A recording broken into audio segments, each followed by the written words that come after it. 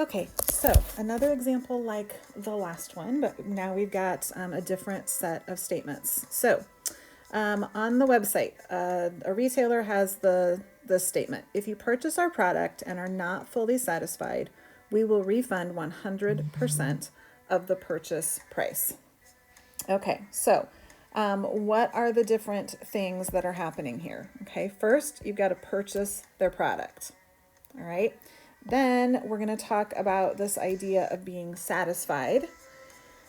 And then finally, we've got this idea of we get a refund. Okay, so as we define these statements, stay with me, all right? Don't get too ahead of yourself. I'm going to point out one special thing. So statement P, I'm going to let that be the first one. So you purchase the product.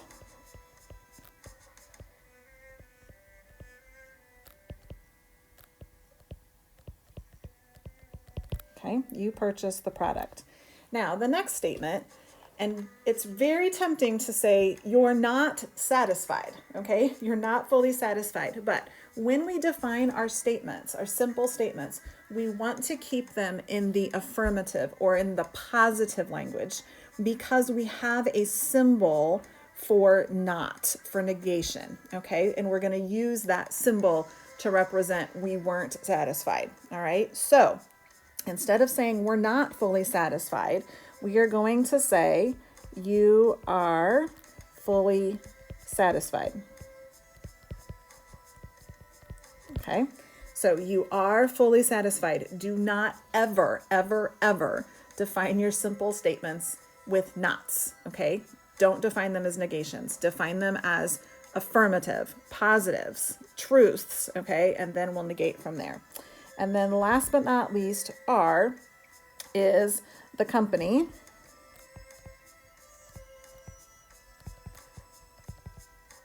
gives you a 100% refund. Okay, they refund the full purchase price or whatever. I'm just trying to shorten it up just a touch. Okay, so write the retailer's statement in symbols. So we've got an if, okay? Again, the then after the comma is kind of implied, okay? So if, before the arrow, on the left side of the arrow, what is the if? Well, you have to purchase the product, so that's P, and you're not satisfied, so that's a not Q. And both of those things have to happen. So that's parentheses. If both of these things happen, you buy the product and you are not fully satisfied, then what happens? R. They give you a 100% refund. Okay, so now we're going to make a truth table for that statement. So again, I'm just going to take a second here to rewrite our statement so that it's front and center and we don't miss anything.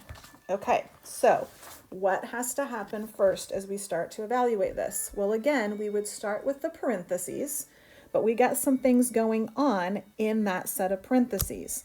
So once we're in a set of parentheses, the first thing that takes priority is our not Q. Okay, the negation is what takes priority. So we're going to make a not Q column first. Okay, and again, all we need to look at is the Q column in order to make our not Q column. So what we're going to do again is reverse the truth value of all of the truth values in column Q. So we will have false, false, true, true, false, false, true, true. And at this point, we are done with column Q. Okay, so that one's at least for now. Okay, so we're done with that one. All right, the next thing, we're still in the parentheses, and the next thing we need to evaluate is this and symbol. Okay, so we want P and not Q to be the next statement that we start to look at. So what columns do we need? We need the P column, okay, and we need the not Q column. Now remember, with an and, when is an and true? Only when both of the simple statements are true. So I'm going to look through here and I'm going to look for what's highlighted. I'm going to look for two trues. When I've got two trues, I know my and statement is also true. And I only see two of those, okay, which means that all of the rest of these must be false. Okay. Now I think I'm going to run into trouble. It's what I thought I was going to do. All right, I'm going to do my best to unhighlight. It's going to erase what I've got there, and I don't really want to get rid of everything, so I'll just do my best to work around it here a little bit. All right, I think you'll get the gist of what's going on there. Okay, so now we've got our entire set of parentheses taken care of. Okay, so everything on the left of our conditional arrow is done. And the thing on the right is just R. There's nothing else there. So the beauty of that is now we can get our entire statement in there. So P and not Q implies R. Or if P and not Q, then R. So now let's look at the columns we need. We need our P and not Q column, this one right here. And we need our R column. Now do remember that these go in order, okay? If this, then that. Now our if and then are kind of reversed right now, all right? This is our if, and this over here is our then, okay? This is our if on the right, our then is on the left. So when you go back and you look at your truth table, okay, we're almost gonna have to kind of think backwards, if you will. When you go through and look, the only time, and again, that can be found either on an index card, hopefully in front of you, or on page 9 of your notes. The only time if then is false is if your if is true and your then is false. If is true, then is false. So let's look at our if column first. Here's an if that's true, but my then is also true, so that's okay. Here I have an if that's true, and my then is false. So that means this one is false, okay? Otherwise, any other outcome, okay? If true, then true is true. If false, then true, or if false, then false, those are all true. So all of the rest of these can be filled in with trues. Just remember though, you have to evaluate them backwards, okay? This is your if over here. This is your then over there. Okay, so you do have to think a little backwards. All right, now let's evaluate the claims. So if you purchase the product, so that means P is true, you bought the product, and you're not fully satisfied. So Q, remember we defined as you're satisfied, you're not satisfied, so that would be false. And the company doesn't refund your money. R says they refund it, so it would be false that they refunded your money. Is the company's claim true or false?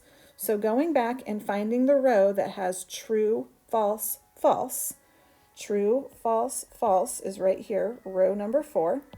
And when you look all the way across to the result on the other side, we find out that the company's claim is indeed false. Okay. Now that would make the rest of these, hopefully the answer is pretty easy, right? We kicked off the one that's false, but let's talk through it again so you understand what's going on, okay? If you don't purchase the product, okay, so P is false, you did not make a purchase. You are not fully satisfied, so Q is false. And the company gives you back your money. R is true. Is the company's claim true or false?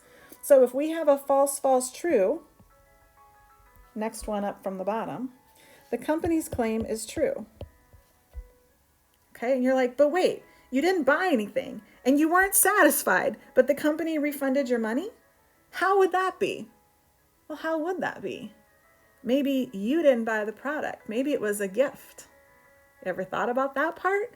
You weren't satisfied, and so you took it back. And I mean, like, have you ever gotten a Christmas gift that you didn't like and you took it back and they gave you the money? Of course you have.